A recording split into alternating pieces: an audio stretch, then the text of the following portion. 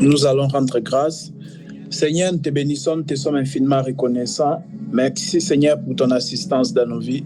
Merci pour la force que tu nous donnes, Seigneur, parce que ce n'est pas, Seigneur, Dieu de loi, d'une volonté d'homme, Seigneur, que les hommes ont parlé de ta part, mais c'est poussé par le Saint-Esprit. Merci, Seigneur, Dieu de loi, même lorsque nous sommes fatigués, toi, tu es notre appui, Seigneur, Dieu de loi. Toi, tu es notre fortificateur. Toi, tu es là pour nous encourager, Seigneur. Merci, Seigneur, pour ton œuvre. Merci pour ce que tu as fait dans le passé. Merci pour ce que tu es en train de faire et pour ce que tu feras dans le futur. Merci pour tous nos bien-aimés, même ceux qui ne sont pas connectés aujourd'hui. Assiste-nous, Seigneur, durant cette séance, Seigneur, du début jusqu'à la fin. Nous comptons que sur toi. En ton nom, Jésus-Christ, nous avons ainsi prié. Amen. Amen, amen, amen. Que le Seigneur soit loué. Ah, ça fait plaisir de voir le frère Naom. Hein?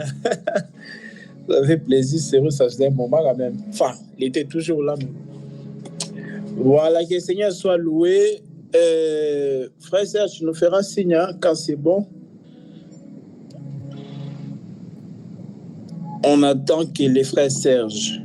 Non, pour moi, c'est bon déjà. Avant que tu commences, je t'avais dit 10 secondes, c'est bon déjà. Ok, d'accord. Shalom, bien-aimés frères et sœurs, que le Seigneur soit loué. Alors, aujourd'hui, bienvenue dans notre 44e séance, toujours dans le thème Jésus âgé de 33 ans. Je vous invite et vous encourage vraiment à revoir les 3 précédentes parties. On a abordé Jésus âgé de 33 ans. Alors, oui, on a déjà abordé 2 séances par rapport à Jésus âgé de 33 ans. Donc, aujourd'hui, c'est notre 44e séance. Oui, c'est ça. Donc, il y a eu la première partie qui avait pour sous-thème le jour de l'arrestation de Jésus. Deuxième partie, le jour de l'arrestation de Jésus, partie 2. Et aujourd'hui, ça sera le jour de l'arrestation de Jésus, partie 3. Et en même temps aussi le jour de la mort de Jésus. Donc, je vous invite vraiment à réécouter tout ce qu'on a dit avant cette séance. Donc, notre émission, c'est pour aller parler plus tard sur les 7 paroles prophétiques à la croix. Pourquoi à la croix, Jésus va prononcer 7 paroles? Pourquoi pas 6? Pourquoi pas 8? Mais le jour-là, à la croix, il a prononcé 7 paroles. On va arriver tout doucement, vraiment par la grâce du Seigneur. Bon, déjà là, les samedis qui suivent là, comme je l'ai dit tout à l'heure, je ne serai pas là malheureusement. Les autres bien-aimés vont du coup partager la parole. Mais après, quand je vais retourner, là vraiment, je vais commencer avec la première parole prophétique de Jésus à la croix. Donc aujourd'hui, je poursuis en tout cas ce que j'avais déjà commencé. Par la grâce du Seigneur, Jésus âgé de 33 ans, le jour de l'arrestation et de la mort de Jésus. On avait dit les textes de base, c'est Matthieu chapitre 26, ça on a déjà tout lu. Il y a Luc, il y a Marc chapitre 14, oui. Il y a Luc 22 et Jean chapitre 18 et Jean chapitre 19. Je répète, Matthieu chapitre 26, Marc 14, donc Marc chapitre 14, tous les versets là, Luc chapitre 22, Jean chapitre 18, Jean chapitre 19. Donc ce sont ces passages bibliques là où nous nous sommes reposés pour parler sur le jour de l'arrestation et de la mort de Jésus-Christ. Vous voyez, on a vu vraiment pas mal de choses vraiment intéressantes. Donc, l'autre fois, on s'était arrêté à Jean chapitre 18, j'espère bien que vous vous rappelez, avec l'histoire de Barabbas, où Pilate devait libérer un prisonnier à la fête de Pâques, parce que c'était lors de la Pâques que Jésus fut arrêté. Vous voyez, donc c'était ça, 2 jours avant, c'est ce qu'on dit. Donc après, c'était la Pâques, et puis voilà, il fallait maintenant libérer. Vous voyez, même le jour de Pâques, il y a un prisonnier qui devait être libéré. Vous imaginez? Comment vous comprenez ça? Déjà là-bas, dans Exode, on a vu que la Pâque, lorsqu'ils ont mangé l'agneau, après ils étaient libérés de l'Égypte. Mais maintenant, même Ponce Pilate, plus tard, lui qui n'était pas, pas croyant, mais lui qui n'était pas dans les choses de Dieu, vous voyez un peu. Mais même lui, il était d'accord pour qu'un prisonnier soit quand même libéré. Et maintenant, on va choisir entre Jésus et Barabbas. Ouais, c'est ça. Jean chapitre 18, verset 42. Et ils ont choisi Barabbas. On a dit, que ferons-nous donc de ce Jésus? La foule a crié, crucifiez-les. Et puis voilà, ça devait se passer comme ça, comme on a dit, parce que c'est là montrer d'avance comment Dieu va pardonner Adam à la croix. Parce que l'œuvre de la croix, c'était juste après. Donc Barabbas, en aucun cas, Jésus devait être libéré, non. Donc Barabbas, c'est un animal plein de défauts. Vous voyez, en Exode, il fallait un animal sans tache, sans pur, pour délivrer les peuples de Dieu. Et si on libérait Jésus et qu'on laissait Barabbas, ça devient compliqué quand même. Hein? Barabbas ne peut pas mourir pour nous, parce que c'est un animal plein de défauts. Barabbas, c'est un agneau plein de défauts. C'est un agneau mâle, mais il a plein de défauts. Il ne suffit pas seulement d'être un agneau mâle, mais il faut aussi être sans défaut. Oui, c'est ça, c'est très important. Bon, on va revenir, n'oubliez pas, Jean chapitre... on a fini tous les versets de Jean chapitre 18. On va revenir sur Jean 19. Mais faisons un petit tour quand même dans Marc, parce que ça fait partie des passages qu'on a donnés par rapport à ce thème. Alors, Marc chapitre 14, le verset 66. J'espère que nous sommes tous là. Marc chapitre 14, verset 66. On va lire au fur et à mesure. Voilà. Ouais, là, on parle. Là, Marc aussi répète la scène de l'histoire là où Pierre réunit Jésus. Voilà, le coq chanta, verset 69. Et le coq chanta. Non, pas avant ça, en fait. Je cherche aussi là où Pierre a coupé l'oreille du souverain, du serviteur du souverain sacrificateur. C'était bien avant cela, parce que je m'aimerais revenir sur ça juste rapidement. Le sacrificateur, ça naîtra, chercher à mourir. Alors, bon, dans Jean aussi ou dans Matthieu, c'est écrit, hein. Mais là, je cherche ça dans Marc. Dans Marc, là. Est-ce que vous voyez ça dans Marc? La scène où c'est dans Marc 14. Là où Jésus, là où Pierre, quand il a coupé l'oreille, alors, l'homme le suivait, droit rouge, oui, suivait un sacrificateur, parce que sacrificateur, tout ça naîtra, mourir. Alors, verset 47-48. Ok, tu peux le lire, frère Joachim, s'il te plaît. Ah, en plus, j'avais surligné. Oui. Un de ceux qui étaient là tira l'épée, frappa le serviteur du grand prêtre et lui emporta l'oreille. Jésus prit la parole et leur dit: vous êtes venus vous emparer de moi avec des épées et des bâtons comme pour un brigand. Oui. Je suis tous les jours parmi vous, enseignant dans le temple, et vous ne m'avez pas arrêté, mais c'est afin que les Écritures soient accomplies. Prenons Jean, en fait, parce que là, on n'a pas détaillé. Je crois que là où Jésus l'a dit, remets ton épée, tu vois. Je crois que là où il donne le nom de Malchus, c'est en Jean, je crois. Oui, ouais, ça c'est pas un problème.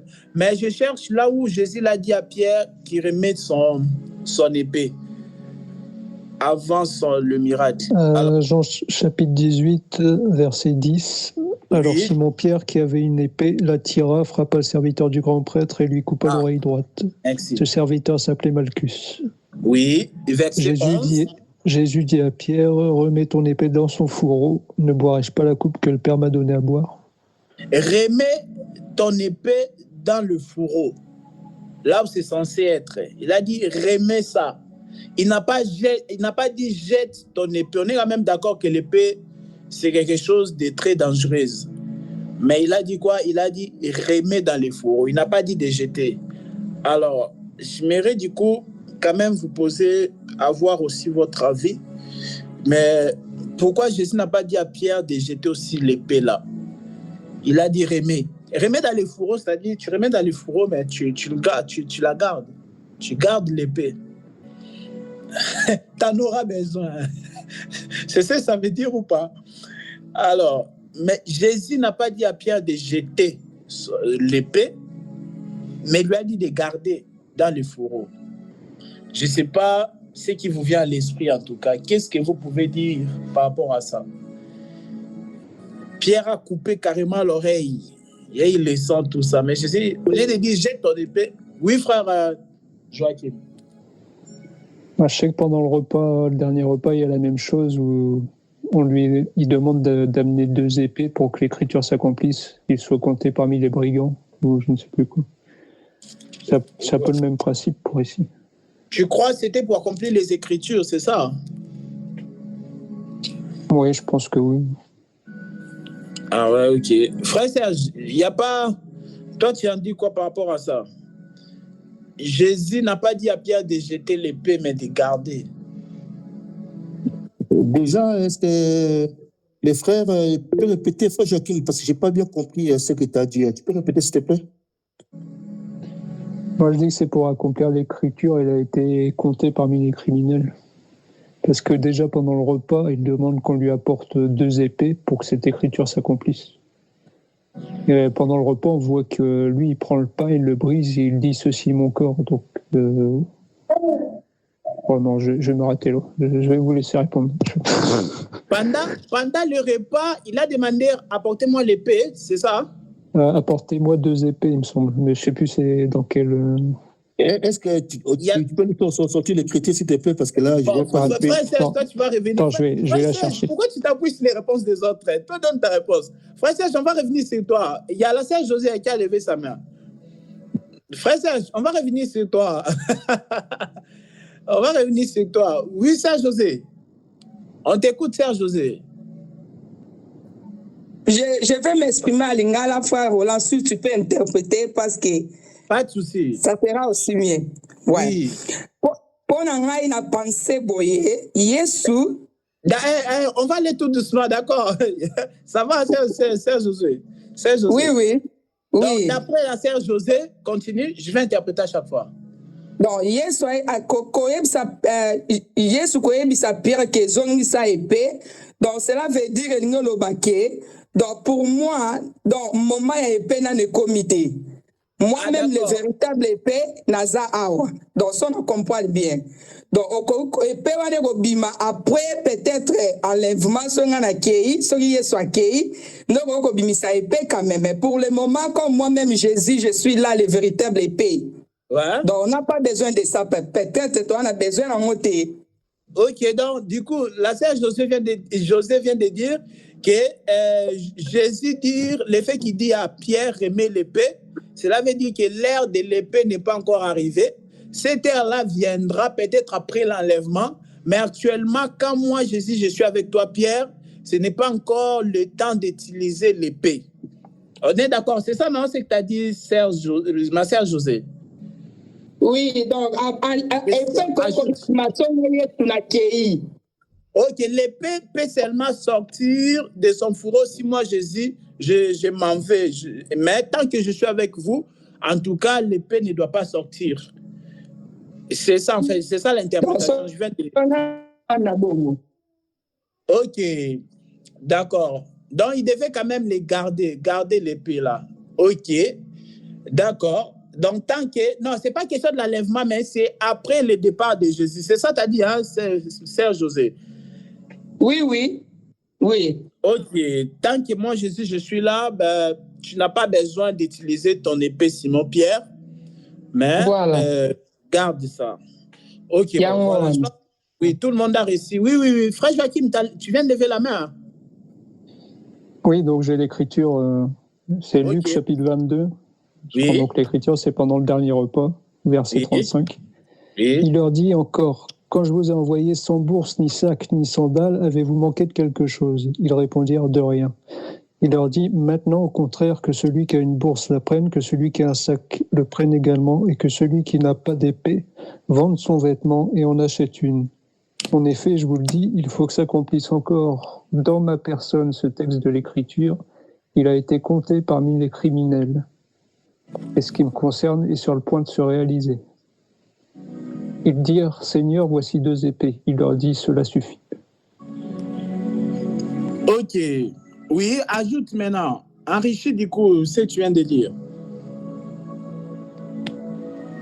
Ce que je disais, c'était simplement qu'il fallait que Pierre ait une épée et qu'il la garde afin que l'Écriture puisse s'accomplir en Jésus-Christ, à savoir l'Écriture, il a été compté parmi les criminels. Voilà.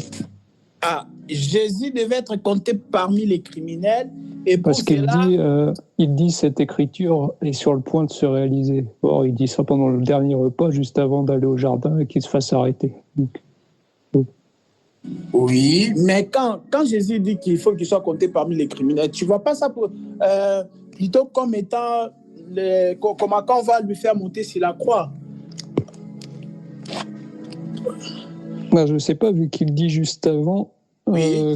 que celui qui a une bourse la prenne, que celui qui a un sac le prenne également, et que celui qui n'a pas d'épée vende son épée et en achète une, afin que s'accomplisse cette Écriture. En effet, je vous le dis, il faut que s'accomplisse encore cette Écriture dans ma personne. Ok, ça devait s'accomplir. Donc, à mon avis, c'est plus par rapport à ce qu'il vient de dire, au fait de vendre son vêtement et d'acheter une épée, etc. etc. Ok. Bon, après, c'est vrai, c'est pas notre thème, on pas trop entrer. Mais d'accord. Donc, du coup, c'était pour accomplir l'Écriture, c'est ça, non?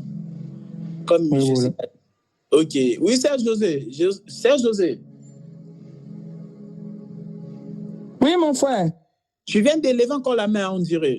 C'est ça? Non. Ah, ok, bon. Frère Serge, je ne sais pas si tu as quelque chose à dire, sinon on va avancer.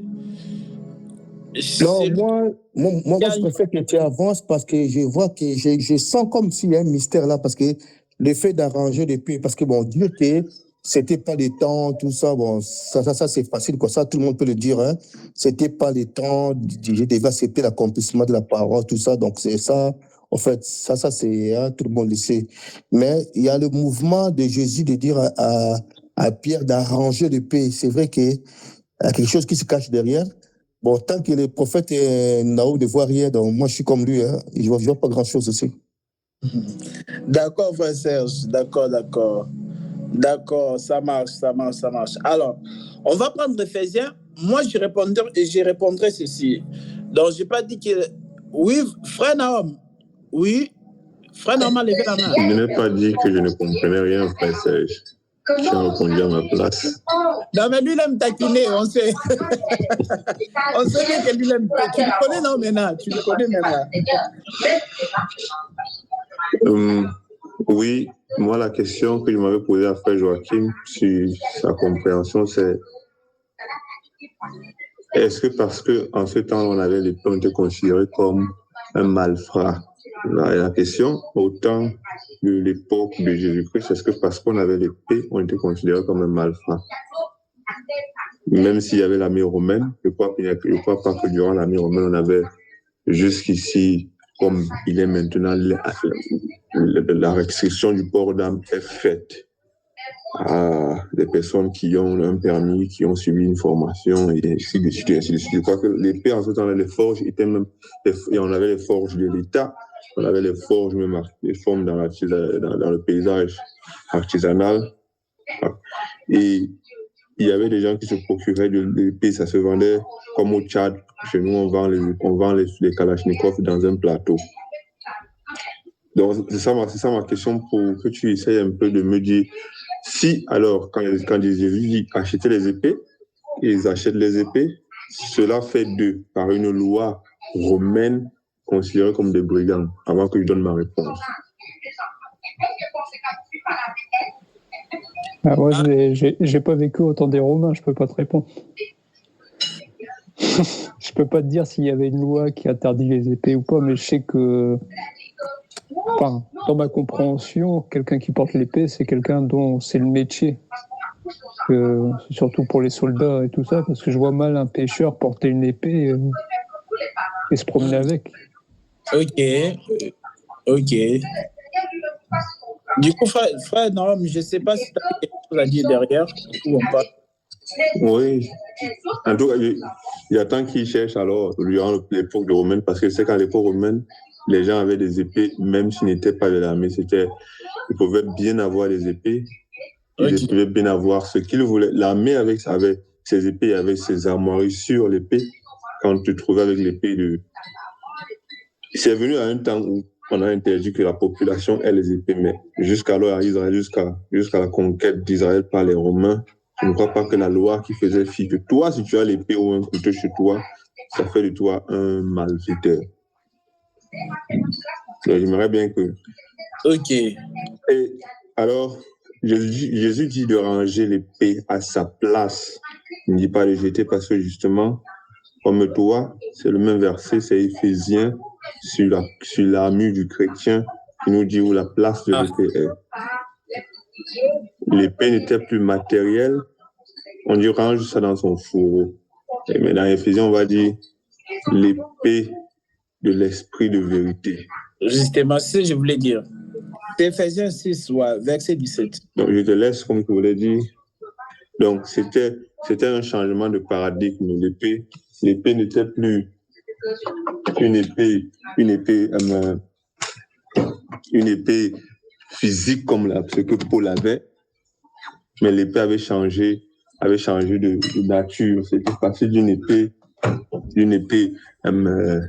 physique qui ne devait pas être jetée parce qu'elle matérialise notamment l'autre.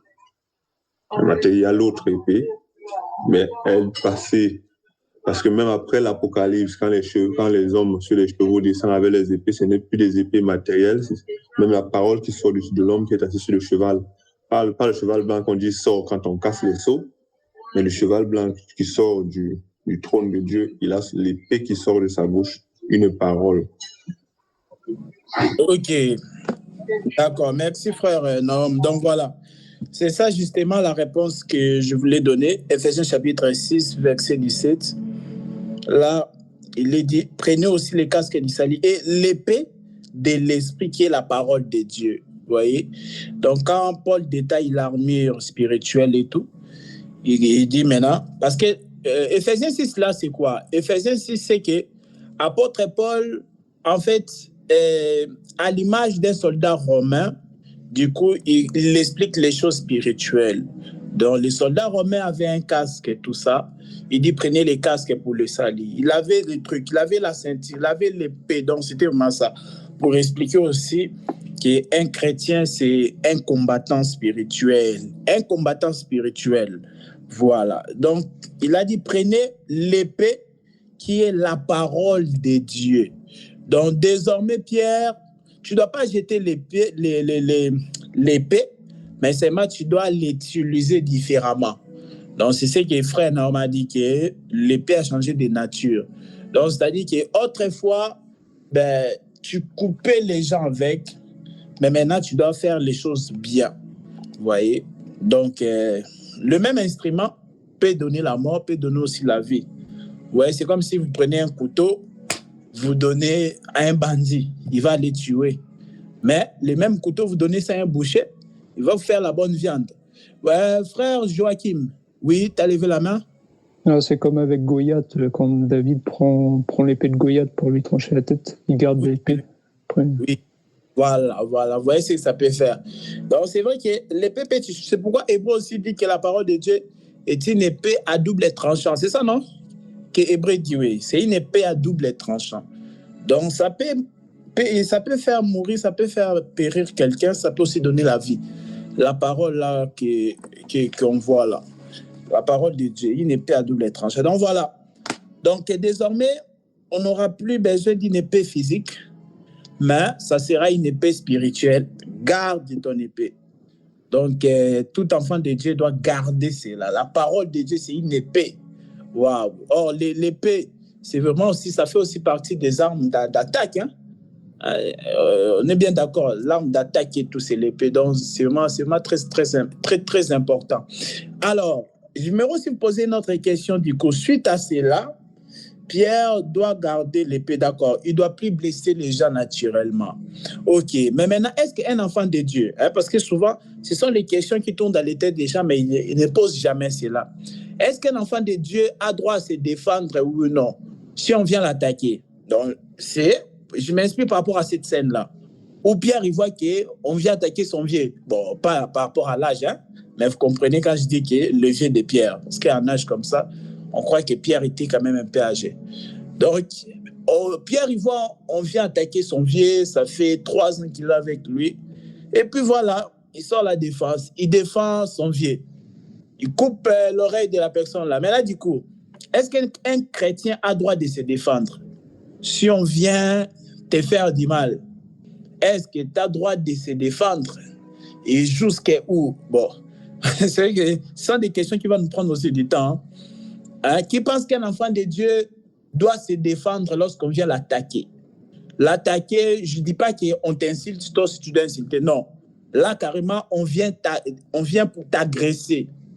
Du coup, est-ce que tu dois te défendre parce que tu es chrétien? Tu dois te défendre, oui ou non? Shalom, ma sœur Francine.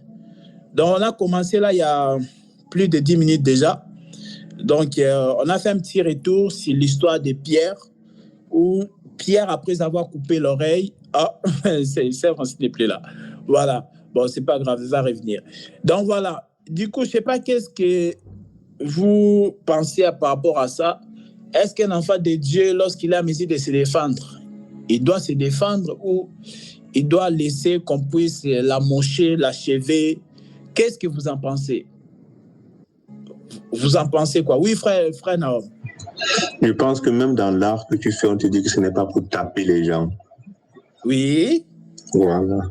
Je ne veux pas prendre dans la Bible, je veux prendre des disciples là de l'art que tu fais. Oui. Je ne sais pas s'il y a des gens qui ont fait le judo, le karaté, le tai chi, le taekwondo, tous ces arts sont considérés comme apaisants. Ce n'est pas pour la guerre. Bien que c'est pour l'autodéfense, mais ce n'est pas en effet pour la guerre. Ceux qui l'ont fait dans un but de restauration. Pas pour défendre, pas pour tabasser les gens. Oui. Les gens en route.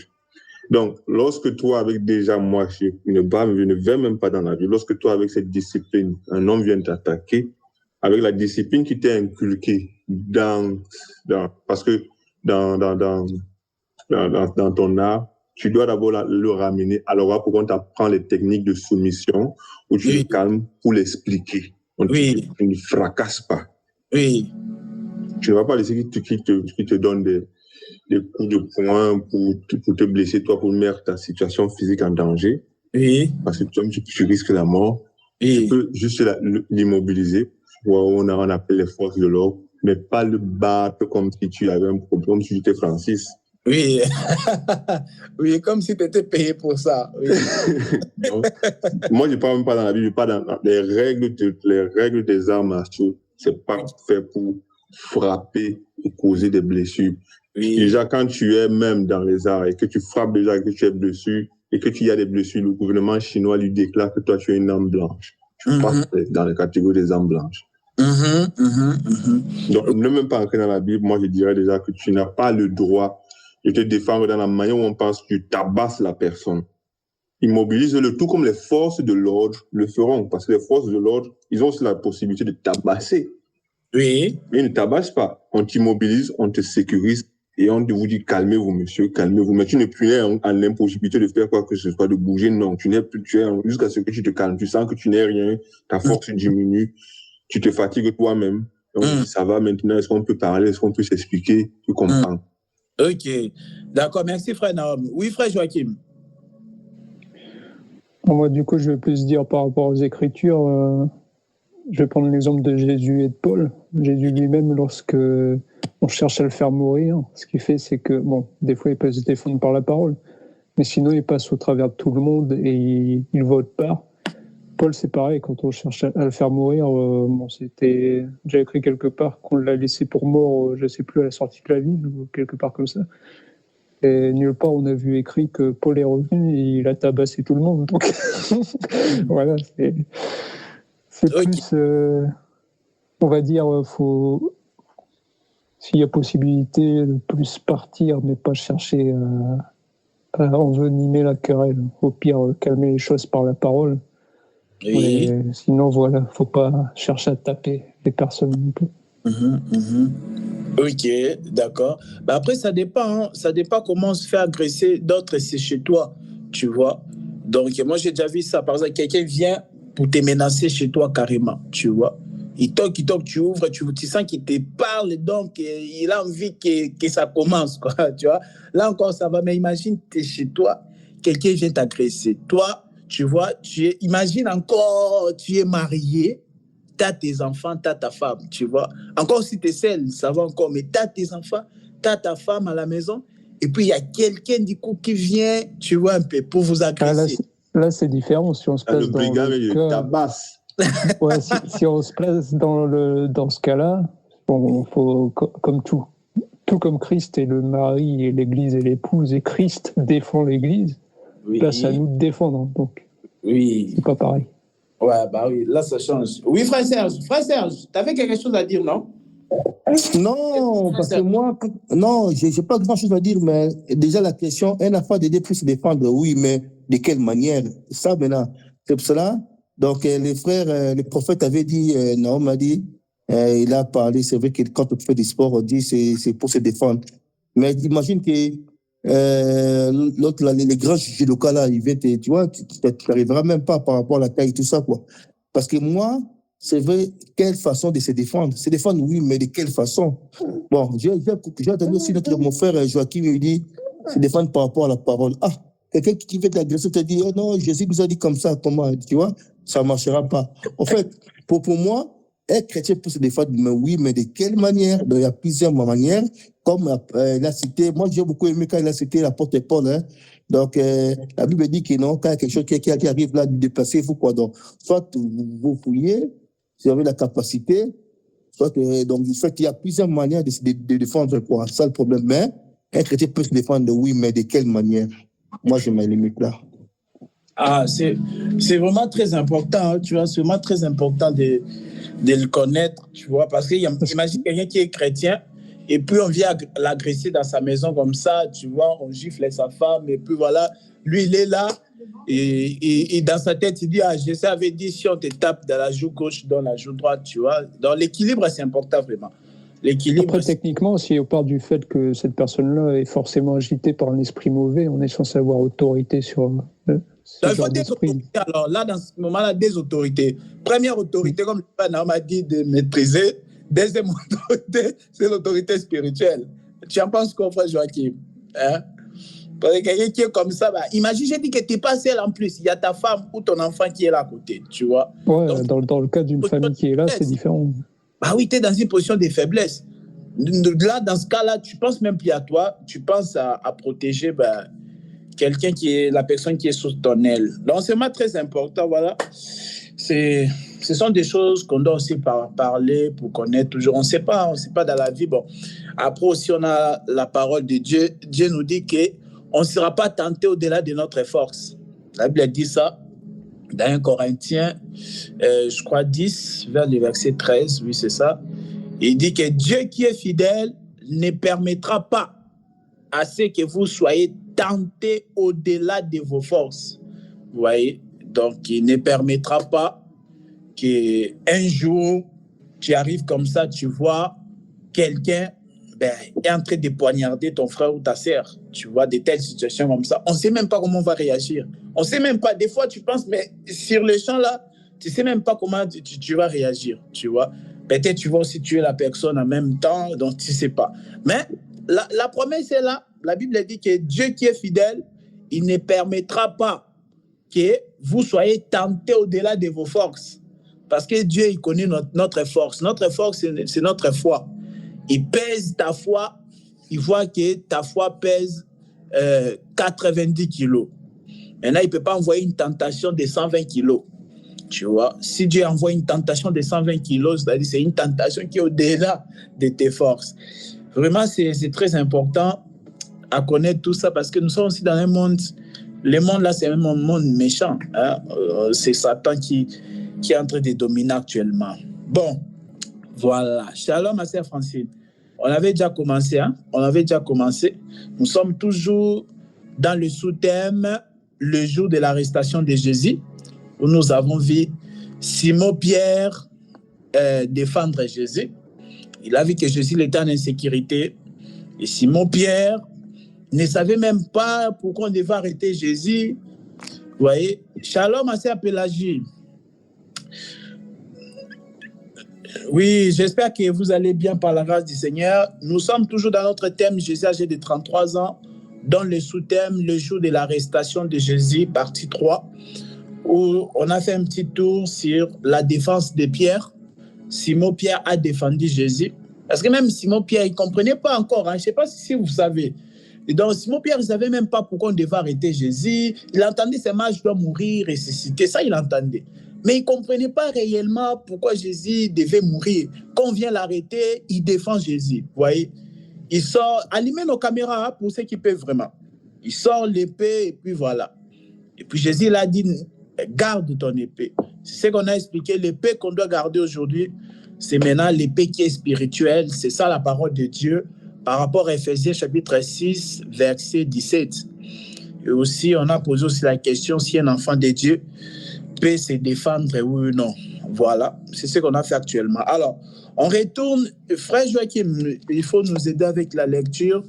Alors, la fin de Marc chapitre 14, alors ça s'achève comment? Verset 71. Oui, ça c'est reniement de Pierre. Maintenant, chapitre 15, Marc 15. On va descendre jusqu'à... Voilà, au fur et à mesure. Le jour de l'arrestation de Jésus. Marc chapitre 15. Quel verset? Oui, à partir de verset 1. Okay. Oui. Dès le matin, les chefs des prêtres tinrent conseil avec les anciens. Oui. Comment? Oui, mais tu peux lire, oui. Dès le matin, les chefs des prêtres tinrent conseil avec les anciens, les spécialistes de la loi et tout le Sanhédrin. Après avoir attaché Jésus, ils l'emmenèrent et le livrèrent à Pilate. Pilate l'interrogea. « Es-tu le roi des Juifs ?» Jésus lui répondit « Tu le dis ». Les chefs des prêtres portaient contre lui beaucoup d'accusations. Pilate l'interrogea de nouveau. « Ne réponds-tu rien? Vois tous les témoignages qu'il porte contre toi. » Mais Jésus ne répondit plus rien, ce qui étonna Pilate. À chaque fête, il relâchait un prisonnier, celui que le peuple réclamait. Il y avait en prison le dénommé Barabbas avec ses complices, pour un meurtre qu'ils avaient commis lors d'une émeute. La foule se mit à demander à grands cris ce qu'il avait l'habitude de leur accorder. Pilate leur répondit « Voulez-vous que je vous relâche le roi des Juifs ?» En effet, il savait que c'était par jalousie que les chefs des prêtres avaient fait arrêter Jésus.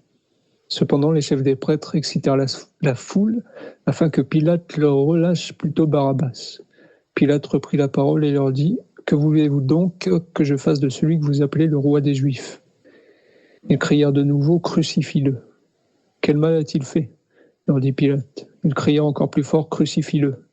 Voulant satisfaire la foule, Pilate leur relâcha Barabbas et après avoir fait fouetter Jésus, il le livra à la crucifixion. Les soldats conduisirent Jésus à l'intérieur de la cour, c'est-à-dire dans le prétoire, et ils rassemblèrent toute la troupe. Ils lui mirent un habit pourpre et posèrent sur sa tête une couronne d'épines qu'ils avaient tressée. Puis ils se mirent à le saluer, « Salut, roi des Juifs !» Ils lui frappaient la tête avec un roseau, crachaient sur lui et se mettaient à genoux pour se prosterner devant lui. Après s'être ainsi moqués de lui, ils lui enlevèrent l'habit pourpre, lui remirent les vêtements et l'emmenèrent pour le crucifier. Ils forcèrent un passant qui revenait des champs à porter la croix de Jésus. C'était Simon de Cyrène, le père d'Alexandre et de Rufus. Ils conduisirent Jésus à l'endroit appelé Golgotha, ce qui signifie lieu du crâne. Arrête au verset 25, oui.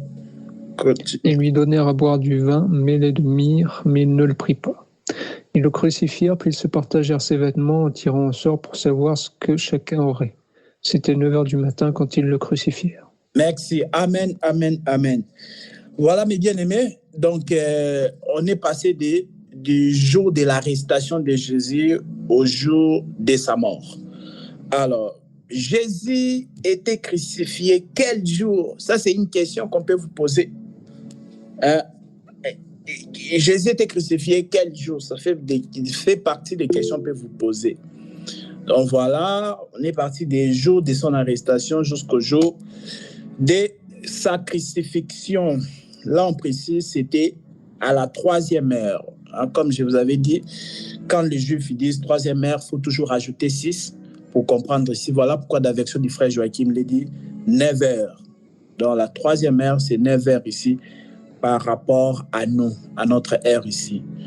Donc, il s'est passé pas mal de choses les jours de sa crucifixion. Alors, je reviens sur la question que j'ai dit. Quel jour Jésus était crucifié? C'est important aussi, hein? C'est important de connaître. En plus, que le christianisme se repose sur Jésus. Si tu enlèves Jésus, le christianisme est quoi? Hein? Oui, frère Joachim. Il a été crucifié le vendredi, vu que c'est écrit quelque part, c'était la veille du sabbat. Le sabbat, oui. C'est samedi. Oui. Il a ressuscité le 3e jour, c'est précisé, je crois que c'est en Jean, que c'est le dimanche. Oui, il est ressuscité dimanche. Oui, oui. Marc aussi, ouais.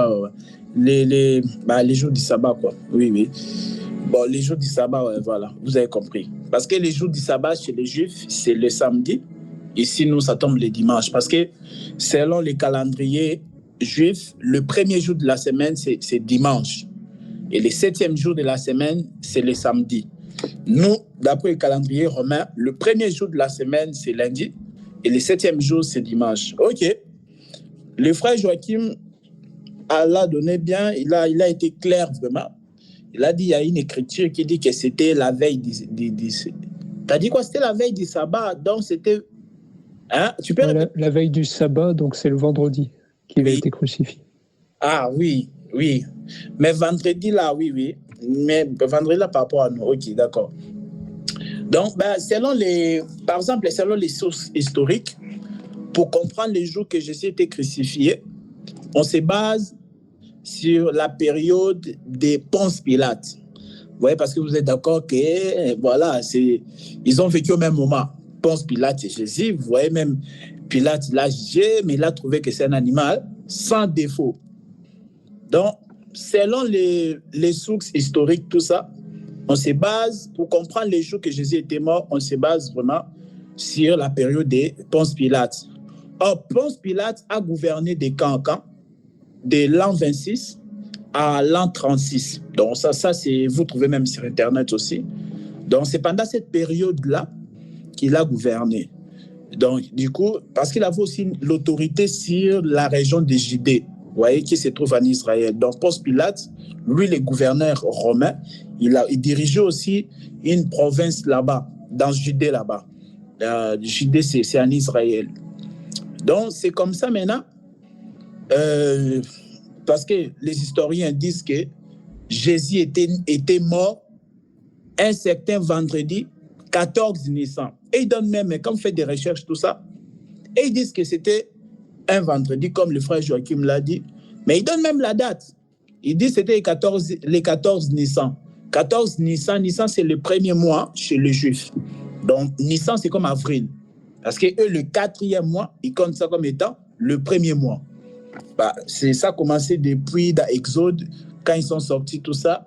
Quand ils ont mangé l'agneau, Dieu leur a dit que donc ces mois ici, ça sera votre premier mois, alors que c'était déjà le 4e mois.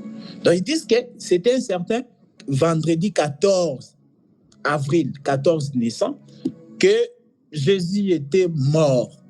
Bon, c'est vrai, hein? Si on part dans l'idée 14 Nissan, donc c'est vrai que quand on se réfère aussi à Exode 12, on dit quoi? C'était le 14e jour. Est-ce que nous sommes d'accord ou pas? Exode 12 dit que c'était le 14e jour que l'agneau a été immolé, tout ça.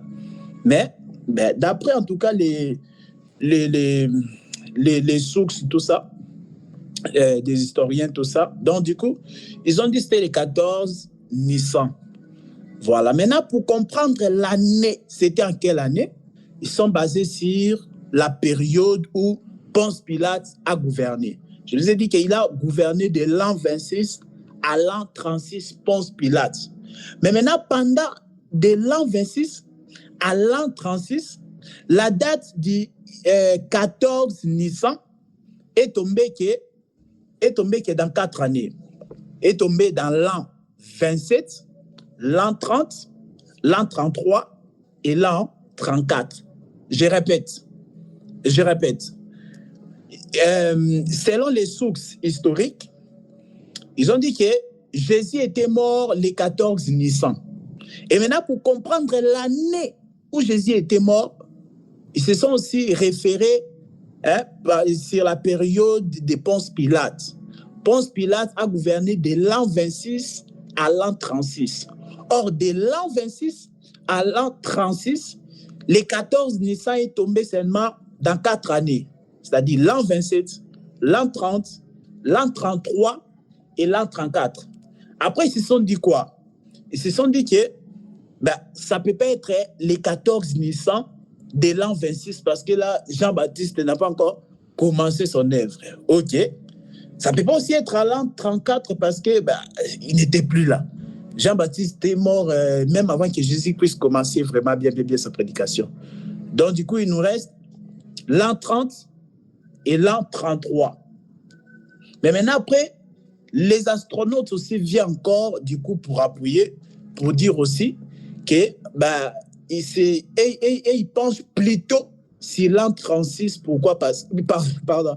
Et ils pensent plutôt sur l'an 33, qui est l'an 30, parce qu'ils ont dit que les jours où Jésus était mort, il y avait une éclipse linéaire. Vous voyez, il y avait une petite éclipse linéaire, donc du coup, qui avait duré environ 40 minutes, en tout cas, sur Jérusalem. Donc, bon, voilà, ça c'est d'après l'histoire. Maintenant, et ils prennent Joël le 30, ils prennent Joël le 3, verset 31. Tu peux les lire, s'il te plaît, mon frère? Tu peux les lire. Donc là, jusque-là, je suis en train de parler par rapport aux sources historiques, ce qu'ils racontent. Joël 3, verset 31, il a dit quoi? Parce qu'ils ont dit que les sources historiques disent que le vendredi 14 Nissan, de l'an 33, il y avait une éclipse qui a visité Jérusalem d'environ 40 minutes comme ça. Et ils veulent référer ça à Joël chapitre 3, verset 31. C'est chapitre 3, verset 4. Oui. Le soleil se changera en ténèbres et la lune en sang avant l'arrivée du jour de l'Éternel, de jour grand et terrible. Oui, alors, toute personne le soleil changera? Le soleil se changera en ténèbres et la lune en sang avant l'arrivée du jour de l'Éternel, de jour grand et terrible. Oui, le soleil se changera en ténèbres, c'est ça, non? Oui. Ouais, bon, après, en fait, ils ont vraiment voulu, après, ils comprennent totalement la prophétie. Hein. Là, c'est pas moi qui est en train de prêcher, là, je suis en train de raconter juste les sources historiques, tout ça. Ils ont pris Joël 3, le verset 31, bon, ça ne dit pas d'élection, qui disait que le soleil se changera en ténèbres. Et comme ils ont vu que le soir, après que le jour où Jésus était crucifié, le soir maintenant, ils ont remarqué une éclipse lunaire qui a visité Jérusalem pendant une quarantaine de minutes. Donc, du coup, voilà, c'est par rapport à ça, du coup, ils ont dit vraiment c'était à l'an 33. Mais nous, on sait que Jésus, vraiment, était mort à la 33e année de sa vie. Vous voyez? À la 33e année de sa vie. Un jour, je viendrai ici, quand on va commencer le programme des 70 semaines de Daniel, pour parler de cette histoire-là de l'an 0. Est-ce que l'an 0, c'est vraiment l'an 0 ou c'est comment? Bon, on en parlera plus tard. Donc, du coup, c'est par rapport à ça, en tout cas, avec l'aide des astronautes, tout ça, et ils affirment que Jésus était mort, le jour de sa mort, c'était le 14 Nissan de l'an 33, du 33e année de Jésus. Voilà. Mais maintenant, les jours là, on a fait la lecture là, après qu'on a relâché Barabbas, tout ça. Et maintenant, après, les soldats l'ont conduit, tout ça. Maintenant, ils forçaient Jésus à porter la croix. Et un passant a été réquisitionné, en tout cas. Il venait des champs. Il s'appelait Simon les Cyrènes. Vous voyez? Donc, Simon les Cyrènes était d'origine africaine. Parce que Cyrène, c'est une ville qu'on trouve dans Libye. Donc, il était d'origine africaine. Donc, déjà, l'Africain aussi existait là à l'époque de la croix, s'il vous plaît. Ceux qui disent que, voilà, ce sont les Occidentaux qui ont bourré la tête des Africains avec la Bible, alors qu'eux-mêmes, la majorité des Occidentaux, maintenant, ils sont devenus athées, ils ne croient plus, mais ils ont bourré la tête des Africains avec l'histoire de la Bible. Mais ici, à l'époque là de Jésus, est-ce que nous sommes tous là? J'espère que oui, nous sommes tous là. À l'époque là, le jour de la mort de Jésus, ben, il a croisé Simon le Cyrène. Dans les jours de sa mort, il a croisé. Il y a un Africain qui a reçu aussi la grâce. Il y a un Africain qui a été touché par la grâce aussi de voir Jésus. Simon le Cyrène a vu Jésus le jour de sa crucifixion. On dit quoi? Il a été réquisitionné. Donc on l'a dit, allez, viens ici. Revenez de son travail. Simon le Cyrène revenait de son travail. Mais il a été réquisitionné en tout cas par les autorités, tout ça. Par les autorités, apporter la croix de Jésus pour la direction de Golgotha, jusqu'à Golgotha. Donc, c'est comme ça. Je suis dans Marc, chapitre 15, verset 21. Ils forcèrent à porter la croix de Jésus un passant qui revenait des champs, Simon de Cyrène. On dit que c'est le père d'Alexandre et de Rufus. Simon le Cyrène, c'est un Africain d'origine Libye. Donc, Simon le Cyrène a croisé Jésus le jour de sa crucifixion. Donc, voilà, pour vous dire aussi que les Africains aussi ont part aux choses de Dieu. Donc, les Africains n'ont pas connu pour la première fois, en tout cas, les choses de Dieu quand les Occidentaux, c'est vrai qu'ils ont ramené la Bible. Il y a une différence entre ramener la Bible, apporter la Bible là-bas, et apporter l'évangile. Oui, frère Joachim. Je veux dire, de toute manière, les Juifs sont africains, vu que le continent africain, Israël, c'est sur le continent africain. Donc, parce que quand tu veux dire africain, tu veux dire personne noire, en fait. Oui, c'est ça. C'est ça, tu as compris. Oui, parce après, que les Juifs sont africains, si on compte, si on regarde la planète. Oui, en plus, la Bible dit quoi? La Bible dit que le salut ne vient pas des Occidentaux, tu vois. Le salut vient des Juifs. Frère Naom, tu voulais dire quelque chose? La Libye est un pays qui existait quand? Bon, après ça il faut voir en tout cas l'histoire. Tout ça. Simon de Cyrène, pas un nom grec par hasard? Simon de Cyrène? De Cyrène, oui. C'est pas un nom grec parce que tu dis il est libyen là. Et, parce que son nom n'est pas libyen, son nom n'est même pas comme Tobidja et Sambala. Tobidja et Sambala, ce sont des noms arabes. Guichem, ce sont des noms arabes. Oui. Ça renvoie à l'origine. Simon de Cyrène, déjà, ce sont les Français qui est maître de la Porte, de Bourgogne, du Sicile, Simon de Cyrène. Après, les noms qu'il a donnés à ses enfants, ce ne sont pas les noms qui réfèrent à sa généalogie, parce que même si on voit, quand on nous met avant, la nomenclature avant, ça descendait du père. Joseph, en Égypte, n'a pas nommé ses enfants des noms égyptiens, il a nommé des noms hébreux, Ephraim et Manassé. Même Moïse, il nomme ses enfants non pas des noms madianites, mais des noms hébraïques. Donc, si je me dis Simon de Cyrène est un Africain, j'aimerais dire merci, de pas la couleur, mais dire qu'il est... Pourquoi, je ne comprends pas. Ah, ok. Donc, oui, toi, tu dis qu'il était grec, c'est ça? Par rapport à son nom, c'est ça? Par rapport à son nom, je crois qu'il était grec. Ah, d'accord, bon. Par rapport au frère Naom, il dit que Simon de Cyrène était plutôt grec et non d'origine Libye. Moi, j'ai dit qu'il était d'origine Libye, donc du coup, voilà, africain, par rapport à s'appuyer en tout cas des Cyrènes, parce que Cyrène, tu vois. Bon, après, si tu dis depuis quand la Libye existe, bon, ça c'est une autre question. Mais en tout cas, on dit Simon de Cyrène, tu vois. Par exemple, Cyrène, c'est en Libye. Mais maintenant, par exemple, quand on dit Marie de Magdala, tu vois, quand on dit D, ça fait sortir, donc on se réfère à là où il est sorti exactement. Marie de Magdala. Magdala, c'était une ville qui se situait dans la Galilée, par exemple. Tu vois, donc elle est venue de là-bas. Donc c'est son origine. Marie de Magdala. Oui, frère Joachim. Après, il y a Simon, dont l'écriture dit Simon appelé le noir dans Actes des Apôtres, mais après savoir si c'est le même, Simon. Dans ta version, on dit quoi? Simon le noir. Tu vois, il y a ça. Il y a ça. Simon, surnommé le Noir. Et la croix de l'Antique. Attends, lis ça d'abord, lis ça. T'as hâte, c'est ça. Attends, je vais chercher le passage. Donc, c'est pas là, les Juifs avaient ça. C'est comme aujourd'hui, on dit Judas qui dit ça, je ne sais pas. Judas l'Iscariote, parce que son père était l'Iscariote. C'est son nom. L'Iscariote signifie quelque chose. Voilà. C'est en Actes des Apôtres, chapitre 13, verset 1. Il y avait dans l'église d'Antioche des prophètes et des enseignants. Barnabas, c'est Siméon. Siméon appelé le Noir.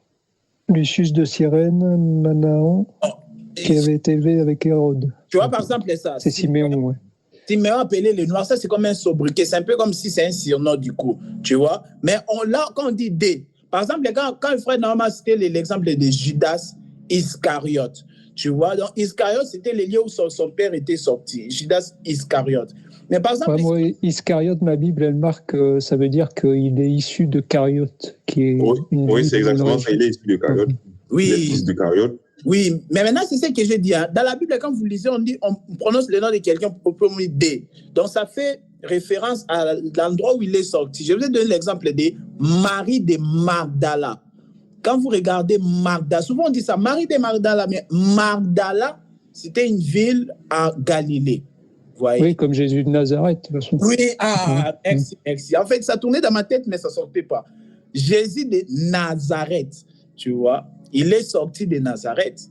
Jésus est sorti de Nazareth. Il est né à Bethléem et il a passé sa vie là-bas à Nazareth. Donc, quand on fait dans ces lieux-là, est quand même très important. Ça montre quand même vraiment aussi l'origine. Frère Serge, je ne sais pas si vous voulez dire quelque chose, mais bon. Voilà, on continue rapidement. Là, on va finir. Après, on va passer au partage aussi.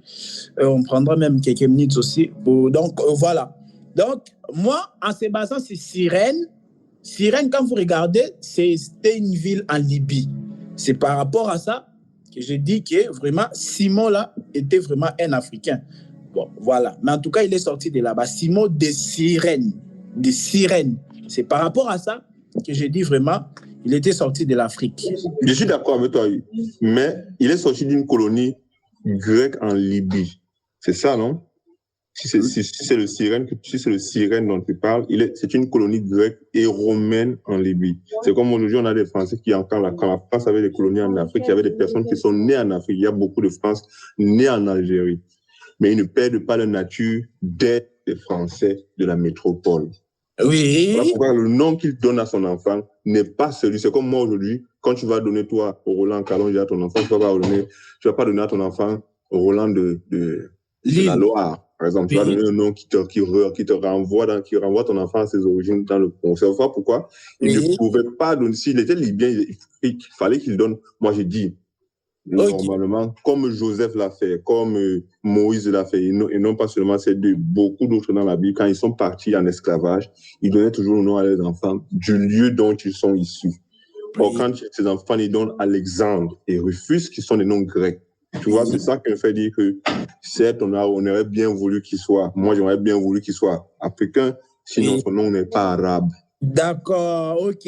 Par rapport à ces enfants, d'accord, j'ai compris encore mieux, oui. Donc, par rapport au nom de ces enfants, que le frère Naom dit que vraiment il était sorti de la Grèce, parmi les Grecs, tout ça. Ok, bon, en tout cas, je comprends, mais moi, ici, je vois Simon de Cyrène comme étant un Africain juste par rapport à Cyrène là que j'ai dit. Maintenant, toi, tu t'es basé aussi sur ces enfants, qui par rapport à ces enfants-là, mais tu vois, mais même Roland, tu vois, Roland, c'est un prénom français, hein. Roland, c'est un prénom français, mais je ne suis pas français. Bon, français dans les documents, mais je ne suis pas français. Je ne suis pas comme le frère Joachim. Voilà. Je m'appelle Roland, mais Roland, c'est un prénom français quand même. Bon, on continue. Le verset 22.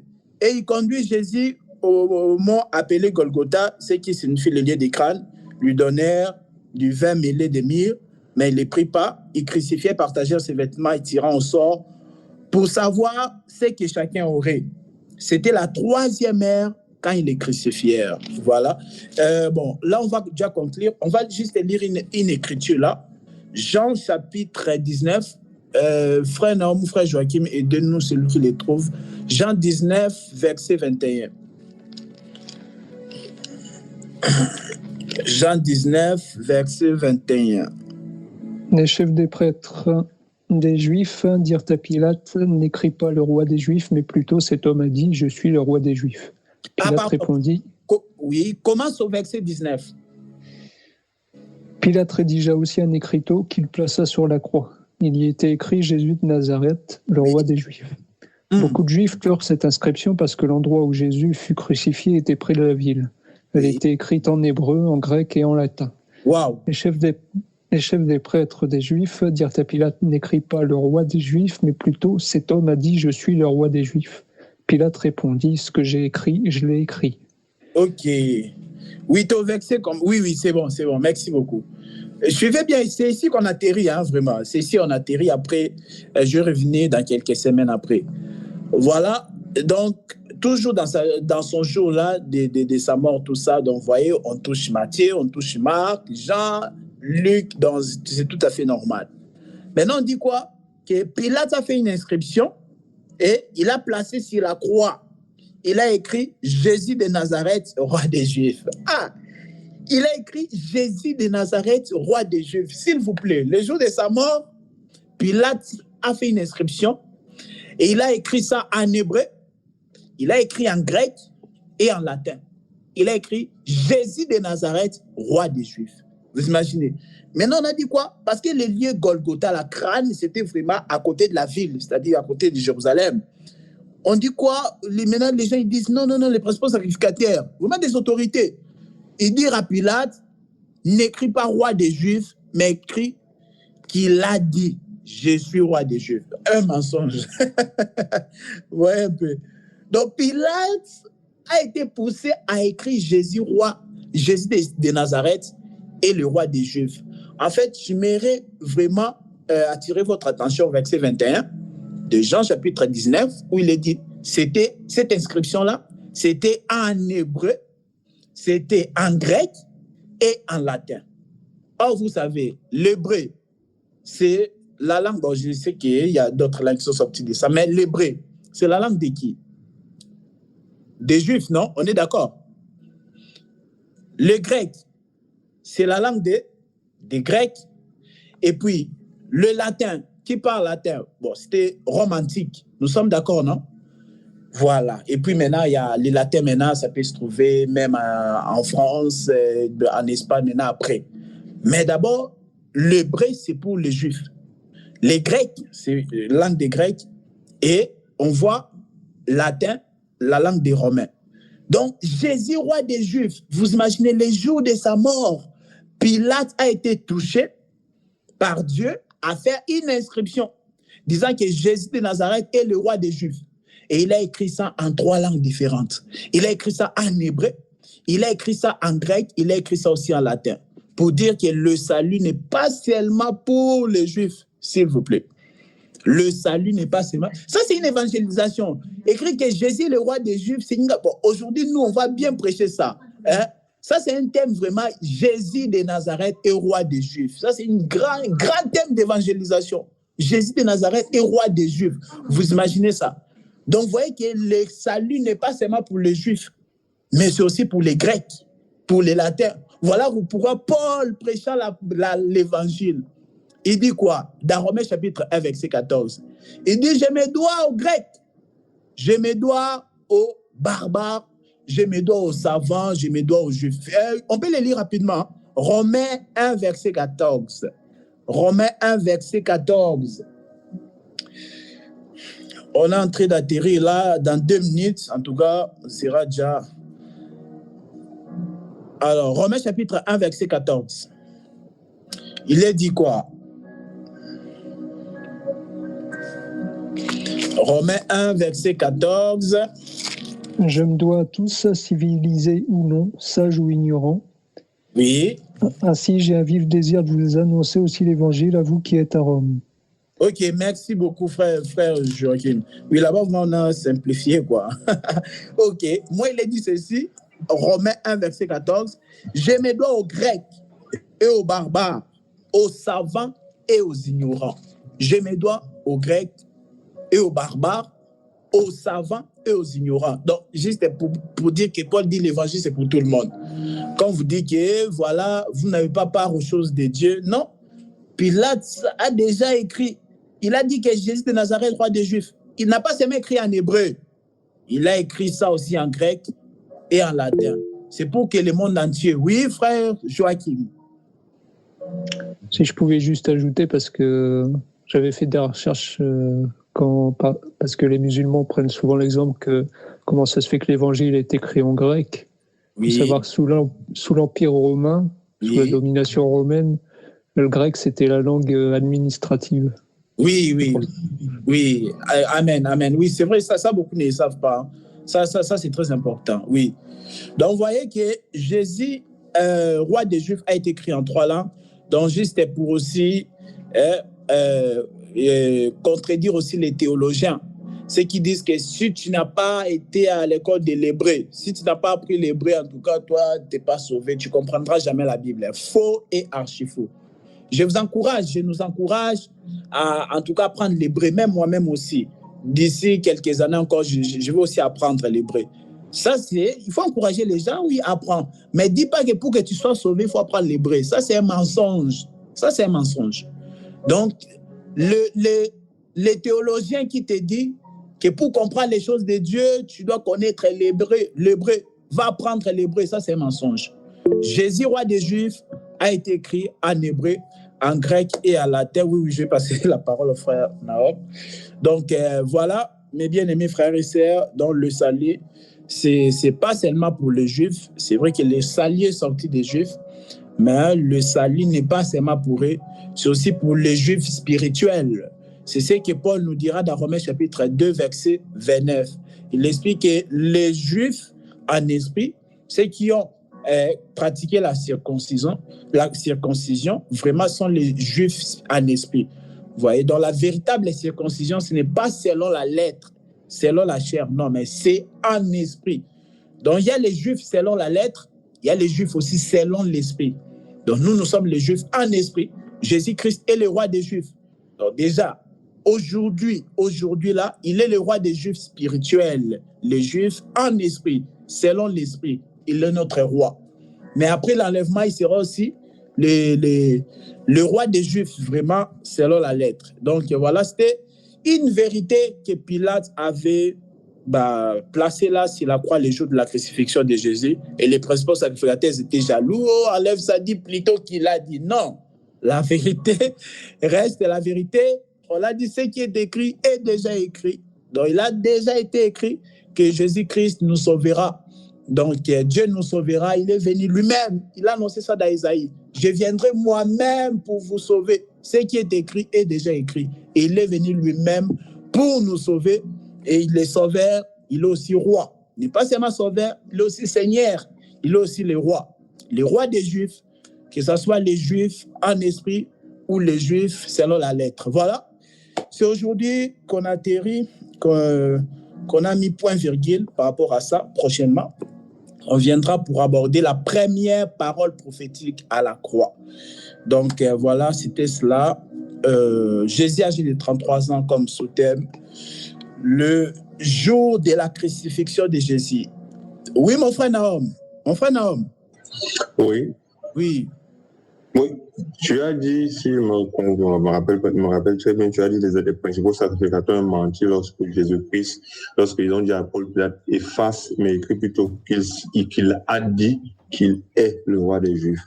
Oui, Jésus l'avait dit aussi. Ou Jésus-Christ l'avait dit, dont ils n'ont pas